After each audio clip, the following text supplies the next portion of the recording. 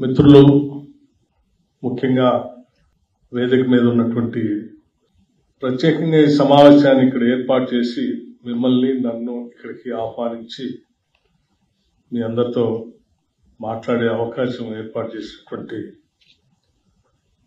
Principal secretary revenue, excise and commercial tax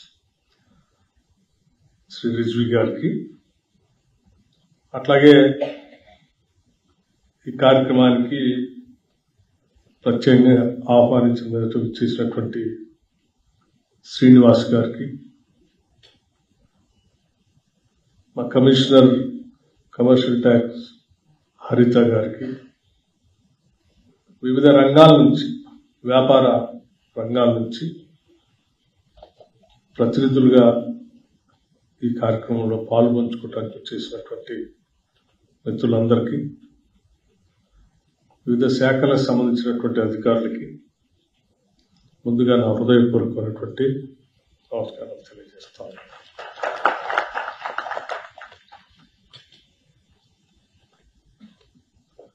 రాష్ట్రానికి సంబంధించినంత వరకు ఈ రాష్ట్ర ముఖ్యమంత్రి శ్రీ రేవంత్ రెడ్డి గారు కానీ, యావత్ కేబినెట్ కానీ ఒక విధానపరమైన నిర్ణయం తీసుకొని జిఎస్టి కౌన్సిల్లో సభ్యుడిగా ఉన్న నాకు రాష్ట్ర ప్రజలకి, ముఖ్యంగా మధ్యతరగతి కుటుంబాలకి, పేదవాళ్ళకి, రైతాంగ కుటుంబాలకి మేలు జరిగేటట్టుగా జిఎస్టి కౌన్సిల్లో ఈ రేట్స్ రేషనలైజేషన్ దాని మీద పూర్తి స్థాయిలో మనం ఒక విధానపరమైన నిర్ణయం తీసుకొని ప్రజలకు మేలు జరిగేటట్టుగా భాగస్వామ్యం కావాలని రాష్ట్ర కేబినెట్ తీసుకున్న నిర్ణయం మేరకు జిఎస్టి కౌన్సిల్లో సభ్యుడిగా ప్రజల తరఫున మాట్లాడి ఈ రేట్స్ రేషనలైజేషన్లో కామన్ మెన్ కి ఉపయోగపడేటట్టుగా విధానపరమైన నిర్ణయాలు తీసుకోవడంలో ప్రముఖ పాత్ర పోషించింది. దీనికి సంబంధించి అందరూ బహుశా నాకు తెలిసి తెలుగు అర్థం చేసుకుంటారనే నేను తెలుగులో మాట్లాడుతూ ఉన్నాను. బహుశా ఎవరికి ఇబ్బంది ఉండకపోవచ్చు అనుకుంటున్నాను. ఈ నిర్ణయం కోట్లాది మందికి పెద్ద ఎత్తున ఉపయోగపడేటువంటి కార్యక్రమం ఇది. వ్యాపార, వాణిజ్య, పారిశ్రామిక రంగాలకు చెందిన గౌరవ ప్రతినిధులుగా మీకు, అట్లాగే విధానపరమైన నిర్ణయం తీసుకున్నటువంటి మాకు, ఈ తరుణంలో ప్రజలందరికీ మనం అత్యంత జాగ్రత్తతో ఈ ఫలాలను అందించాల్సిన బాధ్యత కూడా మనందరిపైన ఉంది. ఇటీవల ఢిల్లీలో జరిగినటువంటి జిఎస్టి సమావేశం, 50వ సమావేశంలో ఈ సులభమైన విధానం తీసుకొని రావటం కోసం సుదీర్ఘంగా చర్చలు జరిగాయి. ఈ చర్చలన్నీ కూడా ఎటువంటి భేషజాలకు పోకుండా పూర్తిగా కాన్షియస్తో ఏకగ్రీవంగా ఈ నిర్ణయాలన్నీ చేసి ప్రజలకు అందించాలని జరిగినటువంటి ఈ విధానం ఈ రాష్ట్రంలో ఉన్న ప్రజలందరికీ పెద్ద ఎత్తున ఉపయోగపడుతుందని ఆశిస్తూ ఉన్నాం. ముఖ్యంగా ఈ రేషనలైజేషన్లో భాగంగా స్లాబ్ సిస్టమ్స్ 5%, 18% సింప్లిఫై చేయటం వల్ల, కొన్నిటికి జీరో పెట్టడం వల్ల, కొన్నిటికి ఎగ్జామ్ చేయటం వల్ల, సరే సిన్ గూడ్స్ లాంటి, లగ్జరీ గూడ్స్ లాంటి వాటికి తక్కువగా ఉన్నప్పటికీ వాటికి 40% పెట్టి వాటి వినియోగాన్ని కూడా, అంటే సిన్ గూడ్స్ గా ఉన్నటువంటి వాటి ఆరోగ్యానికి ప్రమాదకరంగా మారేటువంటి వస్తువుల పైన వినియోగాన్ని తగ్గించాలనేటువంటి ఆలోచనతోనే ఆ బ్రాకెట్లో పెట్టడం. ఈ కార్యక్రమంలో భాగంగా సరే ఇన్ని విధానపరమైన నిర్ణయాలు తీసుకున్నా కానీ వాటి అమలు చేసే ప్రక్రియలో సక్రమంగా జరగకపోతే సామాన్యుడికి అందాల్సినటువంటి ఈ జిఎస్టిలో పన్నుల తగ్గింపు ద్వారా వచ్చినటువంటి వెసులుబాటు కన్జ్యూమర్కి అంతిమంగా అందకపోతే తీసుకున్న నిర్ణయం వల్ల పెద్దగా ఉపయోగం. సో రాష్ట్ర ప్రభుత్వం దాదాపు నాకు తెలిసి ఈ రిజిస్ట్రేషన్ వల్ల నియరింగ్ అబౌట్ 5,000 కోట్ల రూపాయలు ఆదాయం కోల్పోతున్నాం. తెలిసి కూడా కాన్షియస్ గా మేము ఈ నిర్ణయం తీసుకున్నాం. రాష్ట్ర ప్రభుత్వం 5,000 కోట్ల రూపాయలు దాదాపు నష్టపోతున్నప్పటికి కూడా పర్వాలేదు,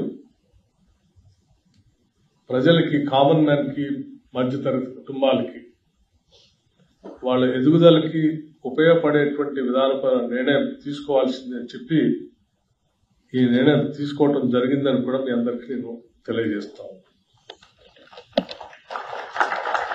సో ఇంత ఒక రాష్ట్రానికి సంబంధించి పన్నుల్లో వచ్చే 5,000 కోట్ల రూపాయలు అత్యంత ప్రధానమైనది.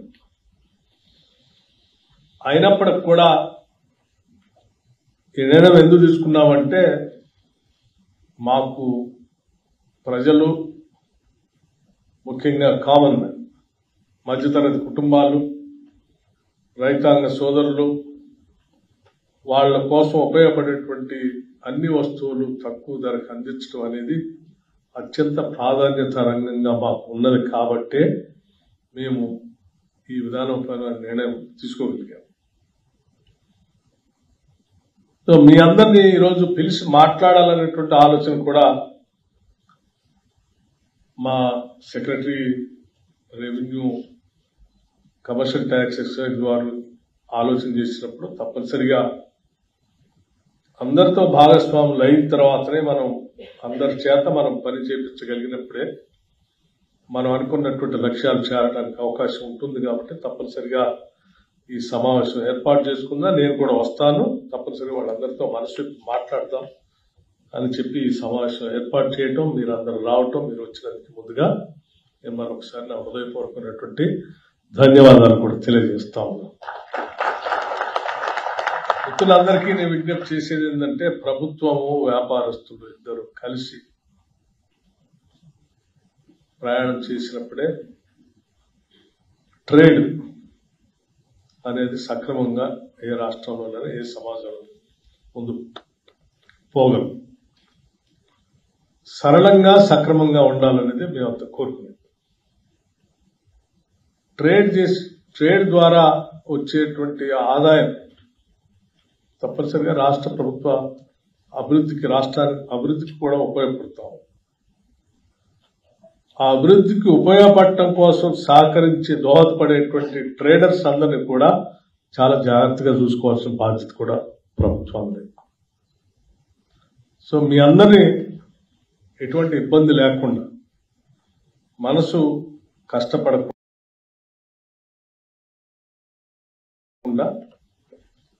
ఒక మానవతా దృక్పథంతో మనం తీసుకున్న నిర్ణయాన్ని క్రమంలో ఎక్కడెక్కడైతే జిఎస్టీ 18 నుంచి 5% వచ్చిందో,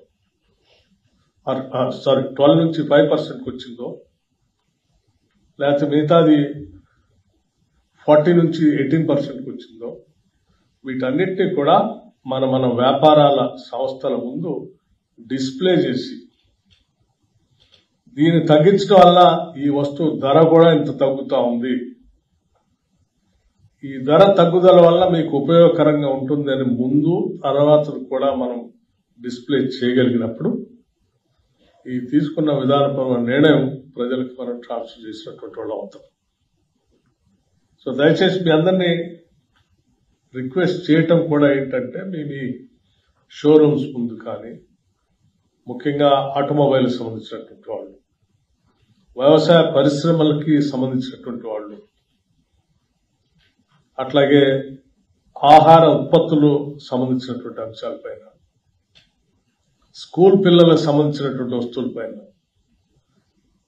వీటన్నిటినీ మనం డిస్ప్లే చేయగలిగినప్పుడు ప్రజలకు కూడా దీనివల్ల పెద్ద ఎత్తున అర్థమై రాష్ట్ర ప్రభుత్వాలు లేకపోతే జిఎస్టీ కౌన్సిల్ తీసుకున్న నిర్ణయం మా అందరికీ ట్రాన్స్ఫర్ అవుతుంది అనేటువంటి ఆలోచనతో తీసుకున్న నిర్ణయం వల్ల ఉపయోగం ఉంటుంది కాబట్టి దయచేసి ఆ కార్యక్రమం చేయవలసిందిగా నేను మీ అందరినీ కోరుతూ, ఆహార రంగంలో ముఖ్యంగా paneer, condense milk, plant based milk, drinks and బాదం ఫ్లేవర్డ్ మిల్క్ లాంటివి కూడా గతంలో వేరే రకంగా ఉండేది. ఇప్పుడు వాటన్నిటిని కూడా తగ్గించబడుతున్నాయి కాబట్టి వాటన్నిటిని కూడా విరివిగా ప్రజలు వాడకంలోకి వచ్చే విధంగా మీరు డిస్ప్లే చేయగలిగితే బాగుంటుంది అనేది ఆలోచన.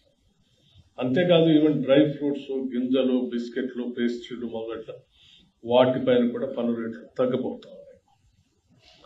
గతంలో 12% లేదా 18% స్లాబ్లో ఉన్న అన్ని మందుల పరికరాలు ఇప్పుడు 0 లేదా 5% పరిధిలోకి చేరిపోయాయి. దుస్తులకు సంబంధించి 2500 ఉన్న వస్త్రంపై ఇతర వస్తువులపై 5% పన్ను విధించారు. సో ఇవన్నీ కామన్ మ్యాన్ కి పెద్ద ఎత్తున ఉపయోగపడేవి. అట్లాగే నిర్మాణ రంగానికి సంబంధించి సిమెంట్ ధరలు ఇవాళ 28% నుంచి 18% తీసుకొచ్చారు. ఈ తీసుకొచ్చినటువంటి విధానం, దీనివల్ల సిమెంట్ సంబంధించి మనం డిస్ప్లే చేయగలిగితే ఈ రాష్ట్ర ఇన్ఫ్రాస్ట్రక్చర్ ఉపయోగపడేటువంటి కన్స్ట్రక్షన్ యాక్టివిటీలో పెద్ద ఎత్తున ఇది దోహదపడుతుంది. మీ అందరికి తెలిసింది, ఈ రాష్ట్రం హైదరాబాద్ నగర రాజ్యంగా ఈ రాష్ట్రం మారుతాం, సిటీ స్టేట్ గా. అర్బనైజేషన్ విపరీతంగా పెరుగుతాం. ఔటర్ రింగ్ రోడ్ కానీ, ఇంటర్నేషనల్ ఎయిర్పోర్ట్ కానీ, మూసీ రిజర్వేషన్ కానీ, లేకపోతే రాష్ట్ర ప్రభుత్వం తీసుకుని వచ్చేటువంటి RRR కానీ, ఇవన్నీ కూడా పెద్ద ఎత్తున ఈ రాష్ట్రంలో ఉత్పత్తి రంగాల్ని పెంచడానికి దోహదపడతాయి. ఈ ఇన్ఫ్రాస్ట్రక్చరే రేపు వ్యాపారస్తుల్ని, వ్యాపార వ్యవస్థలను కూడా ఇక్కడ వ్యవస్థీకృతం చేసుకోవడానికి పెద్ద ఎత్తున దోహదపడతాయి. ఈ దోహదపడేటువంటి ఇన్ఫ్రాస్ట్రక్చర్ రంగానికి ఉపయోగపడేటువంటి సిమెంట్ ధరని మనం పెద్ద ఎత్తున డిస్ప్లే చేసి తగ్గుతోందని తీసుకొని రాగలిగితే అది రాష్ట్రానికి, ప్రజలకు కూడా పెద్ద ఎత్తున ఉపయోగపడుతుంది. దీన్ని డిస్ప్లే కూడా సీరియస్ గా చేయాలని చెప్పి మీ అందరినీ కోరుతా ఉన్నాం. అట్లాగే ట్రాన్స్పోర్ట్ రంగానికి సంబంధించి 2 వీలర్స్ కానీ, లేకపోతే మిడ్ సెగ్మెంట్, లోయర్ సెగ్మెంట్ సంబంధించినటువంటి వాహనాలు పన్ను తగ్గించడం వల్ల పెద్ద ఎత్తున ప్రజల మొబిలిటీకి ఉపయోగపడేటువంటి కార్యక్రమాలు. ఈ mobility might lead to serious entrepreneurship also. So రాష్ట్రంలో ఎంటర్ప్రెన్యూర్షిప్ పెరగడానికి ఉపయోగపడేటువంటి ట్రాన్స్పోర్ట్ రంగానికి సంబంధించినటువంటి ధరలు ఇప్పటికే చాలా చోట్ల వింటున్నా ఉన్నాం, డిస్ప్లే చేస్తున్నారు, తగ్గుతుంది, ప్రజలు కూడా ఎదురు చూస్తూ ఉన్నారు. మీరు కూడా దయచేసి ఆ తగ్గించిన వాటిని డిస్ప్లే చేసి ప్రజల్ని పెద్ద ఎత్తున అట్రాక్ట్ చేయగలిగితే ఒక పక్కన మీ సేల్స్ పెరుగుతాయి, సేల్స్ తో పాటు ప్రజల్లో కూడా మొబిలిటీ పెరిగి వాళ్ళు కూడా ఎంటర్ప్రెన్యూర్స్ ఎక్స్పోజర్ పెరిగి ఈ సమాజానికి ఒక మంచి మానవ వనరులుగా ఎదగడానికి కూడా ఉపయోగపడుతుంది. దయచేసి దీన్ని కూడా సీరియస్ గా తీసుకోవాల్సిందిగా మీ అందరిని కోరుతూ, మీకు దీన్ని అమలు చేసే క్రమంలో సరే కొన్ని ఇబ్బందులు అప్పుడప్పుడు చాలా మంది రాష్ట్ర ప్రభుత్వ దృష్టికి కూడా తీసుకొని వస్తూ ఉన్నారు. ముఖ్యంగా ఐటీ ఇన్పుట్ ట్యాక్స్ క్రెడిట్ సంబంధించి ఈ ఐటీసీ వల్ల చాలా మందికి కొంత ఉపయోగకరంగా ఉంటుంది, కొంత రాష్ట్రానికి నష్టం కూడా జరుగుతూ ఉంది. జెన్యున్ గా చేసేటువంటి వాళ్ళకేమో ఉపయోగపడతా ఉంటుంది. దీన్ని అడ్డం పెట్టుకొని వేరే రకంగా చేసేవాళ్ళ వల్ల జెన్యున్ గా చేసే వాళ్ళకు కూడా నష్టం జరుగుతాం. అట్లాగే రాష్ట్రాలకి వచ్చేటువంటి ఆదాయం కూడా ఇబ్బంది పడతాం. సో మిత్రులందరికీ నేను చెప్పేది ఏంటంటే, జెన్యున్ గా చేసేటువంటి వాళ్ళందరికీ కూడా హృదయపూర్వకంగా నేను అభినందిస్తూ, మీ జెన్యునిటీని ఇబ్బంది పడి కలిగేటట్టుగా చేసేటువంటి వాళ్ళ సమాచారాలను కూడా మీరు రాష్ట్ర ప్రభుత్వాలు ఎప్పటికప్పటికి అందిస్తూ ఉంటే మీరు ఎంత న్యాయబద్ధంగా ఉన్నారో మీకు అంత విలువ కూడా పెరుగుతూ ఉంటుంది, దానివల్ల ఉపయోగం కూడా ఉంటుందని చెప్పి నేను మీ అందరికీ విజ్ఞప్తి చేస్తూ ఉన్నాను. అట్లాగే రాష్ట్ర ప్రభుత్వం ద్వారాలు ఎప్పుడు తెరిచే ఉన్నాయి. We are open to discussion and debate. ఎటువంటి ఇబ్బంది ఉన్నా కానీ దానికి సంబంధించినటువంటి చర్చల ద్వారా వాటిని మనం సాధ్యమైనంత వరకు పరిష్కార మార్గం కనుగొచ్చనేటువంటి నమ్మకం కలిగినటువంటి ప్రభుత్వం ఇది. సో వ్యాపార రంగంలో ఉన్నటువంటి మీరందరూ రాష్ట్ర ప్రభుత్వాల ద్వారా విధించినటువంటి విధానపరమైన నిర్ణయాల వల్ల ఎవరికైనా ఇటువంటి ఇబ్బందులు ఉంటే కూడా వాటన్నిటినీ చర్చించి సమీక్షించుకొని సులభతరమైనటువంటి మార్గాల ద్వారా వ్యాపార రంగాన్ని విస్తరింప చేయాలనేటువంటి ఆలోచన కలిగినటువంటి ప్రభుత్వం మాది. సో మీ అందరికీ ఆహ్వానిస్తా ఉన్నాం. మీ అందరికీ రకరకాలైనటువంటి ఆర్గనైజేషన్స్ ఉన్నాయి, అసోసియేషన్స్ కూడా ఉన్నాయి. మీ అసోసియేషన్ ద్వారా మీకు ఉన్నటువంటి ఏ సమస్య ఉన్నా కానీ రిప్రజెంట్ చేసినా వాటిపైన మా శాఖకు సంబంధించిన అధికారులు కానీ ప్రభుత్వానికి సంబంధించిన మంత్రులు కానీ స్పందించడానికి మార్గాలు వెతకడానికి కూడా సిద్ధంగా ఉన్నామని చాలా స్పష్టంగా మీ అందరికీ నేను విజ్ఞప్తి చేస్తా ఉన్నాను. మరీ ముఖ్యంగా మా ముఖ్యమంత్రి గారు మరీ మీకు చెప్పాలన్నది, మా కేబినెట్ కూడా మీ అందరికి చెప్పాలన్నది, మంత్రి మండలి మొత్తం కూడా మీకు చెప్పాలన్నది, మనం ఈ రాష్ట్ర ప్రభుత్వం ఇంత ఆదాయాన్ని కోల్పోతూ కూడా ఇటువంటి విధానపరమైన నిర్ణయం తీసుకున్నాం కాబట్టి ఇది ప్రజల చేరటం కోసం ఎంత మనం దీక్షతో పోతా ఉన్నామో మన వ్యాపార రంగానికి సంబంధించిన మిత్రులు కూడా అందులో భాగస్వాములు అయ్యి తద్వారా ఈ రాష్ట్ర ప్రజలు మేలు జరిగేటట్టుగా ముందుకు తీసుకొని పోదాం. వాళ్ళందరికీ మా తరఫున విజ్ఞప్తి చేయమని కూడా వారు కోరటం జరిగింది. వారందరి తరఫున కూడా నేను మీ అందరికి విజ్ఞప్తి చేస్తా ఉన్నాను. దయచేసి ఈ కార్యక్రమాన్ని పెద్ద ఎత్తున ప్రజలకు చేర్చడం కోసం మనం అందరం కట్టుబడి దీక్షతో పనిచేద్దామని చెప్పి మీ అందరికీ నేను హృదయపూర్వకంగా విజ్ఞప్తి చేస్తూ వచ్చినందుకు మీ సమయం వెచ్చుతున్నందుకు మరొకసారి ధన్యవాదాలు తెలియజేస్తూ ముగిస్తా ఉన్నాను. నమస్కారం.